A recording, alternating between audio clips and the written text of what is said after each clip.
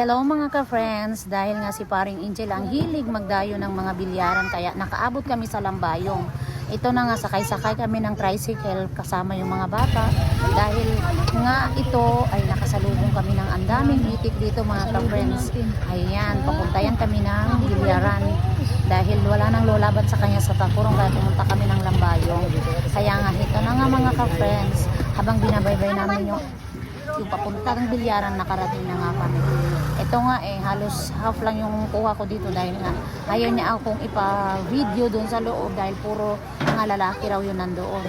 Ito nga yung laban ni Kumparing Angel. Dito mga ka-friends, iyan mga anak ko naglalaro sa mga balasan. Kaya ito nako, ignorante sa mga balas ng mga batang ito, kaya ito na nga, naglalaro-laro sila habang ang kanilang ama ay yun naglalaro. Ito na nga, nanalo yata ito si Busing dito mga ka-friends. Nanalo siya sa bilyar pero ang liit lang ng pusa dahil takot ngang lumaban sa kanya yung mga players dahil hindi nga raw siya kilala. Ito na nga yung mga ka-friends, tignan ninyo mga ka-friends.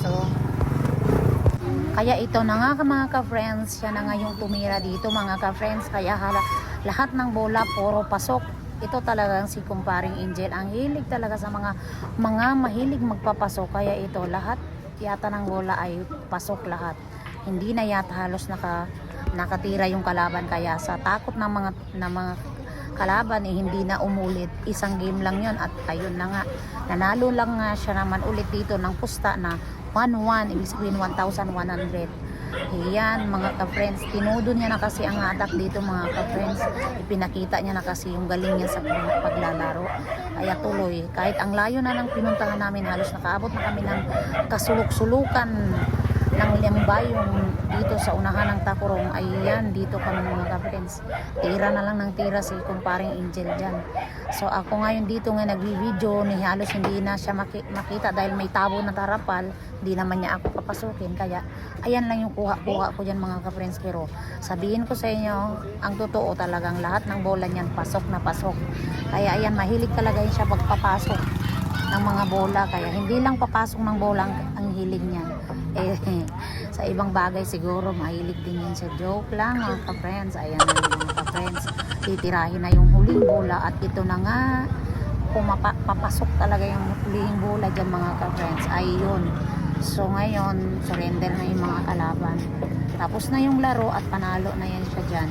So sino pang lalaban dyan? So ngayon babalik na kami sa Takurong dahil nga ayaw nang lumaban yung mga kalaban dyan. Kaya ito mga ka-friends, for today's video, dahil nga sa nanalo si Paring Angel, kaya ayan, kumain kami sa Penongs. Ayan, ito yung Penongs, dito ko niya kami libre dahil nga siya nanalo nga siya daw ng billiard. Ayan yung anak ko, ito yung Penongs at saka malinis talaga dito kumain, tsaka halal yung pagkain dito.